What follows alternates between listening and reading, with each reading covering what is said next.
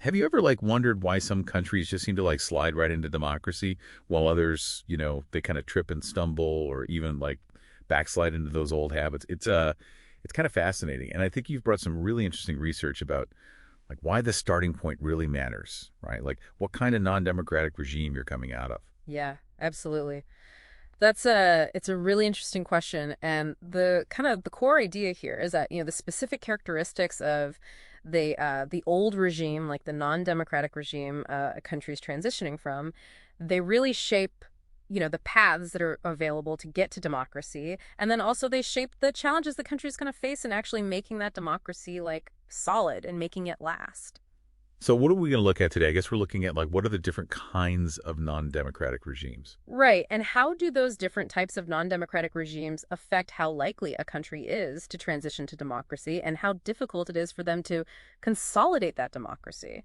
That's a big question. It is a big question, and it's a really important one because it helps us understand why some countries seem to do well with democracy while others struggle.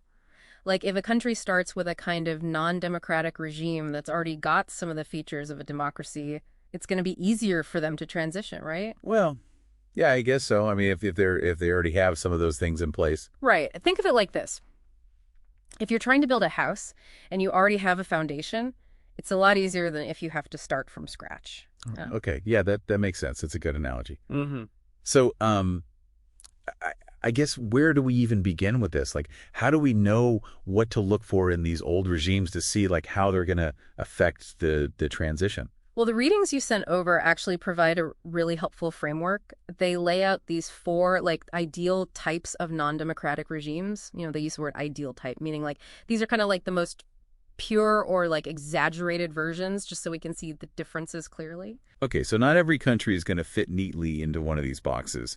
It's more they're kind of guidelines. Exactly. It's more about having a framework to understand the key differences. Yeah. So these four ideal types are authoritarian, totalitarian, post-totalitarian, and then sultanistic. Okay, so those are the four. So let's take them one by one. I guess first up is authoritarianism. So what's that all about? Well, think about a classic authoritarian regime, right? Like a military dictatorship or a one-party state where there's not a lot of political freedom. But here's the thing. Sometimes those authoritarian regimes, they actually have a surprisingly decent amount of stuff going on in what we call civil society. So when you say civil society, you mean people getting together and forming their own organizations, clubs, things like that? Right, exactly. You might have, I don't know, book clubs, sports clubs, professional associations, all kinds of groups where people are coming together and organizing themselves outside of the control of the state. So what does that mean for democratization? Well, it means you've got people who already know how to work together, how to advocate for their interests. They've got that experience of self-organization. So it's they're already kind of halfway there in a way. They already have some of the skills and the habits that you need for a democracy. Yeah, that's a really good way to put it. They've got a head start, right? They don't have to build civil society from scratch. Okay, that makes sense. So civil society, that's one thing. What about the actual political institutions? How do elections work in an authoritarian regime? Well, that's where things get a little trickier. In an authoritarian regime, you might have elections, but they're usually not very free or fair, right? Yeah. Maybe there's only one party allowed to run or the results are rigged. Right. So the challenge there is creating or recreating a system where there's genuine political competition. Exactly. You need to create a level playing field where different parties can actually compete for power and where the people have a real say in who governs them. And that's a major hurdle to overcome. It can be, yeah. And then you also have to think about things like the rule of law and constitutionalism. Whether people's rights are protected and whether the government itself is bound by the law, right? Precisely. And this is another area where authoritarian regimes can vary a lot. Some might have a legal system that's pretty decent, even if it's not perfect.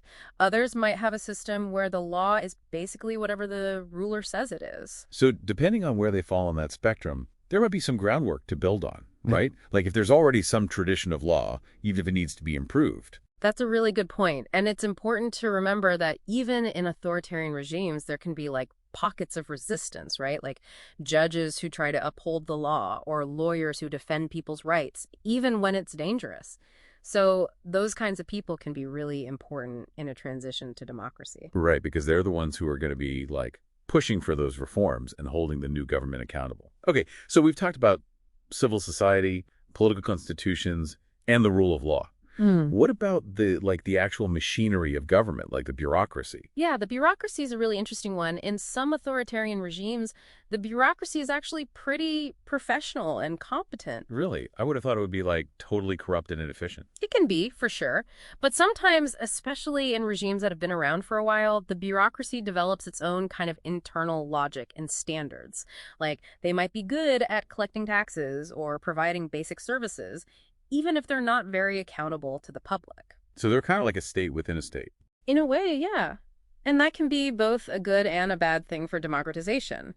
On the one hand, it means there's at least some capacity for the government to function, even if it needs to be reformed. On the other hand, it can be really hard to change the culture of a bureaucracy, especially if it's used to operating in secrecy and without any oversight. Right, because they might resist those reforms or try to undermine the new democratic government. And then what about the economy?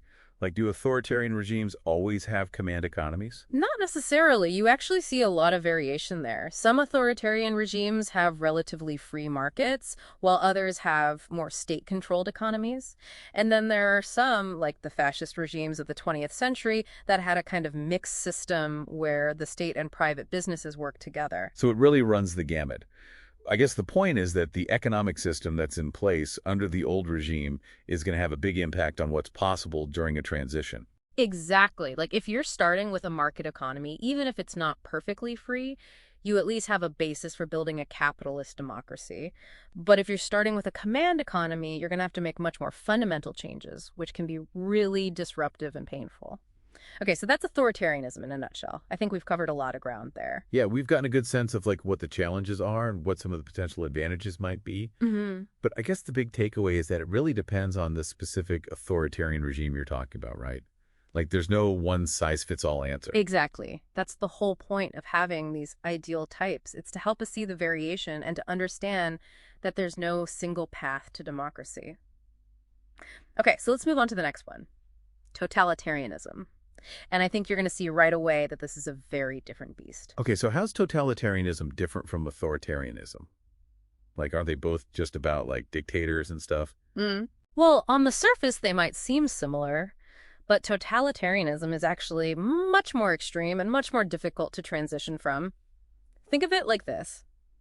In an authoritarian regime, the government wants to control your political behavior. They don't want you criticizing the government. They don't want you organizing opposition parties, things like that. But in a totalitarian regime, the government wants to control everything about you. Not just your political behavior, but your thoughts, your beliefs, your entire life. Whoa, that sounds intense. It is intense. It's about like total control, total domination. And that has huge implications for democratization because it means that you're not just dealing with like a few bad laws or a rigged election system.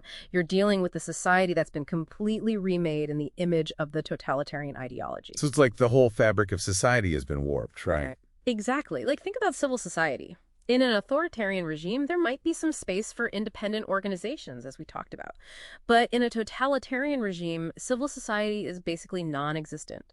All those independent groups have been either destroyed or co-opted by the state. So people don't even have the experience of working together outside of the party structure. Right. They've been atomized, isolated, turned against each other, and that makes it incredibly difficult to build a democracy because democracy requires trust, it requires cooperation, it requires people to be able to come together and solve problems collectively. Yeah, if you can't even trust your neighbors, how are you supposed to build a functioning democracy? Exactly. And then you have to think about the political institutions. In a totalitarian regime, there's usually only one party, and that party controls every aspect of political life. So you're not just talking about reforming the electoral system, you're talking about dismantling the entire party apparatus and creating something completely new. And that's a massive undertaking, right? Like, you're basically trying to rebuild the political system from scratch. It is massive, and it's not just about the institutions themselves, it's about the people who staff those institutions. Like, in a totalitarian regime, the people who are in positions of power are often deeply committed to the ideology. So even if you get rid of the old institutions, you still have to deal with the people who are running them. Right. And they might try to sabotage the transition or just refuse to cooperate with the new government. Yeah. So like a multi-layered problem. Absolutely. And then you have the rule of law, which, as you can imagine, is pretty much non-existent in a totalitarian regime. The law is whatever the party says it is, and individual rights are completely subordinate to the needs of the state. So you have to create not just a new legal system, but also a whole new culture of respect for the law. It's like a total reset button. And the bureaucracy, I'm guessing that's also a major obstacle. Oh, absolutely. The bureaucracy in a totalitarian regime is completely penetrated by the party. Like, party members are everywhere, and they're the ones who make the decisions, not the professional civil servants. So you have to depoliticize the bureaucracy, you have to get rid of all those party loyalists, and you have to create a system where people are promoted based on merit, not on their political connections. So you're talking about like a massive purge of the bureaucracy. It could be, yeah. And that can be really destabilizing, especially if you don't have enough qualified people to replace those who are purged.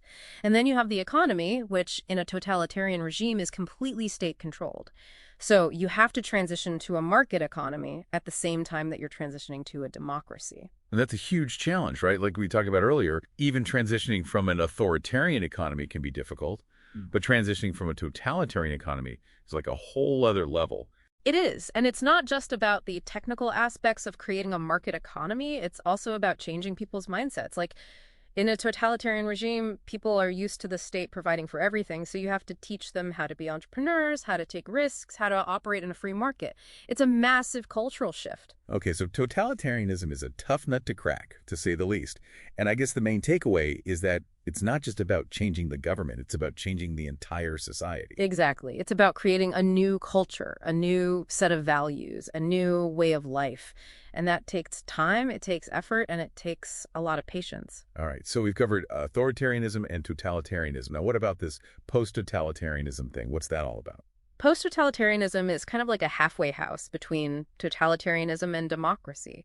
It's a regime that's emerged from totalitarianism, but it started to loosen its grip on society a little bit. So it's like totalitarianism light. In a way, yeah. Like, you might still have a one-party state, but the party's not as powerful as it used to be.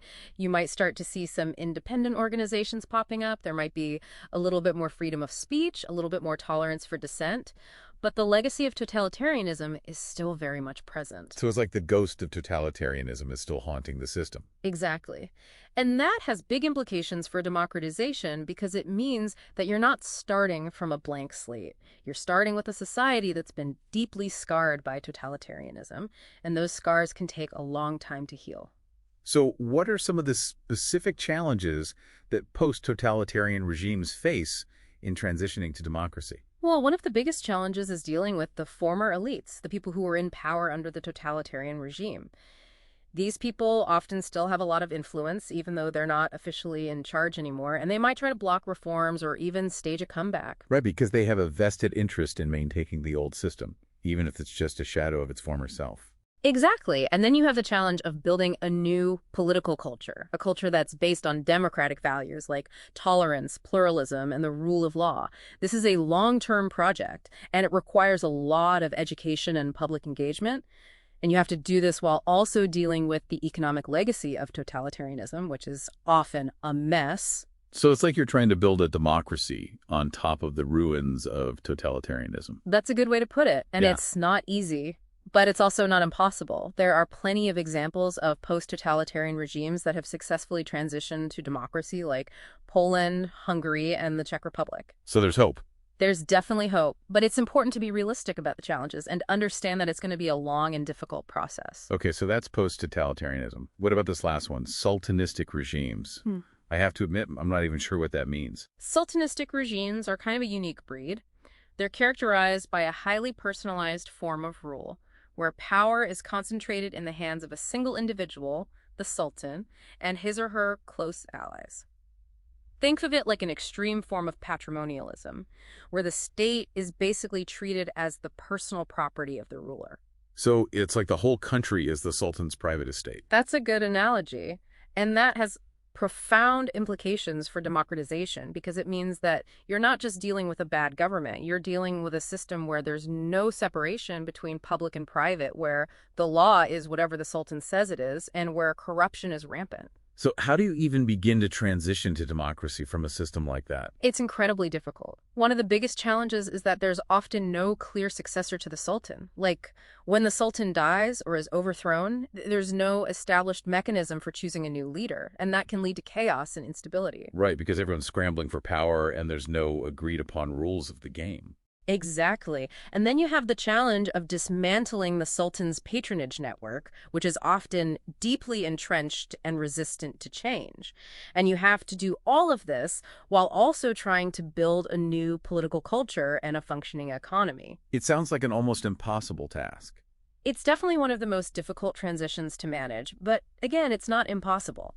There are examples of sultanistic regimes that have successfully transitioned to democracy, like the Philippines after the fall of Ferdinand Marcos. So there's always hope, even in the most difficult circumstances. There is. But it's important to remember that the road to democracy is never easy, and it's always going to be shaped by the legacy of the old regime. Okay, so we've talked about the 4 ideal types of non-democratic regimes and the challenges they face in transitioning to democracy. Now, the research you sent also talks about something called pacts in these transitions. What are those? Pacts are basically agreements between the old regime and the opposition on how the transition to democracy is going to take place. They can cover a wide range of issues like the timing of elections, the drafting of a new constitution, the role of the military, and so on. So it's like a roadmap for the transition. Exactly. And the idea is that by having a pact, you can reduce uncertainty and make the transition more peaceful and orderly. But pacts are not always a good thing. They can also be used by the old regime to protect its interests and to limit the scope of democratic reforms. So it's like a double-edged sword. It can be, yeah. And the success of a pact really depends on the balance of power between the old regime and the opposition. If the opposition is strong, they can use the pact to extract concessions from the old regime and to ensure a genuine transition to democracy. But if the opposition is weak, the pact might end up being little more than a fig leaf for the old regime to stay in power. Okay, so pacts are tricky. Yeah. What about the role of the military in these transitions? Like, sometimes the military just takes over, right? Yeah, that's definitely one possibility. But it's important to remember that the military is not a monolithic actor.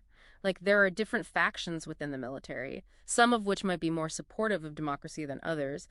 And the military's role in a transition is going to depend a lot on the specific context. So there's no one-size-fits-all answer here either. Exactly. But one thing that's generally true is that if the military is going to play a positive role in a transition, it needs to be willing to accept civilian control.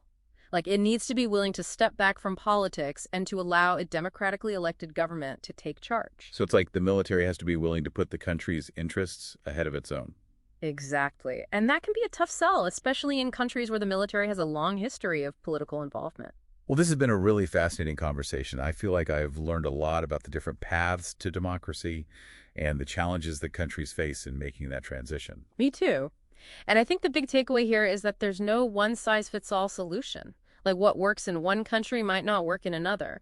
And the success of a transition is going to depend on a whole range of factors, including the type of non-democratic regime you're starting from, the strength of the opposition, the role of the military, and the willingness of the old regime to compromise. Yeah, it's a complex process. But I guess the good news is that even in the most difficult circumstances, there's always hope for democracy. There is. But it's important to be patient and to understand that it's going to be a long and difficult road. Well, on that note, I think we've covered a lot of ground today. Thank you so much for joining me for this deep dive. It was my pleasure.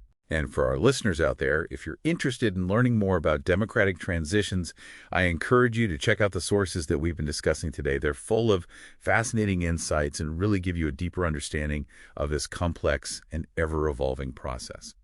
And one last thought to leave you with. If we think about how different those starting points can be, I wonder what kind of totally unexpected problems might a country transitioning from, let's say, decades of authoritarian rule face compared to a country coming out of a post-totalitarian system that's been kind of loosening up a bit. Just shows you how important it is to understand where a country's been to figure out where it might be going. Absolutely. That's a really good point. So thanks again for joining me, and we'll see you next time for another deep dive. Bye. Bye.